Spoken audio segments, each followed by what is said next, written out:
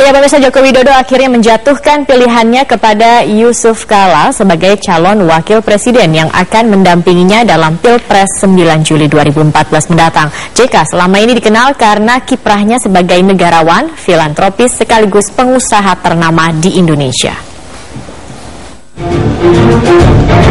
Inilah sosok calon wakil presiden pilihan Jokowi yang akan mendampinginya bertarung dalam pemilu presiden 9 Juli 2014 mendatang.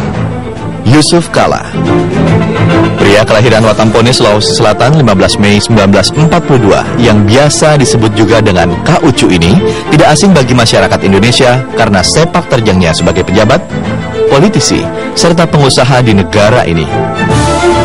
Yusuf Kala pernah menjadi wakil presiden mendampingi Susilo Bambang Yudhoyono di era Kabinet Indonesia Bersatu Jilid pertama selama tahun 2004 hingga 2009. Oleh beberapa tokoh, ia sempat dijuluki sebagai the real president karena berada di balik sejumlah keputusan penting pemerintah.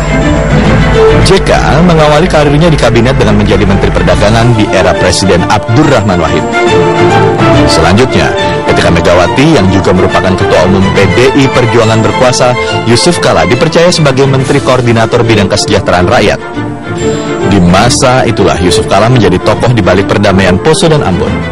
Ia berani mengajak pemuka masyarakat yang bertikai untuk duduk bersama serta membicarakan masa depan wilayah konflik agar menjadi lebih baik lagi.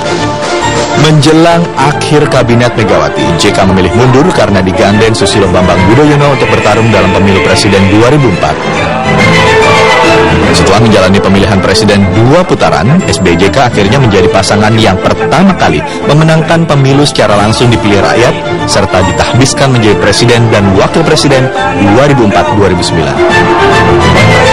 Tak lama berselang, Yusuf Kala juga didaulat Partai Golkar sebagai Ketua Umum dan menggantikan Akbar Tanjung. Namun sayang, duet JK SBY tidak berlanjut pada pemilu 2009 karena Yusuf Kala memilih berpasangan dengan Ketua Umum Hanura Wiranto.